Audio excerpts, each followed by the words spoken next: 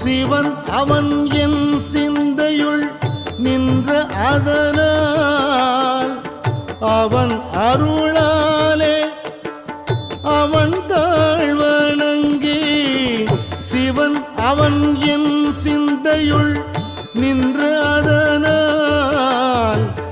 அவன் அருளாலே அவன் தாழ்வணங்கி சிந்தை மகிழ சிவபுராணம் தன்னை சிந்தை மகிழ சிவபுராணம் தன்னை முந்தை வினை முழுதும் ஓய உரைப்பன் யான் முந்தை வினை முழுதும் ஓய உரைப்பன் யான் கண்ணுதலான் தன் கருணை கண்காட்ட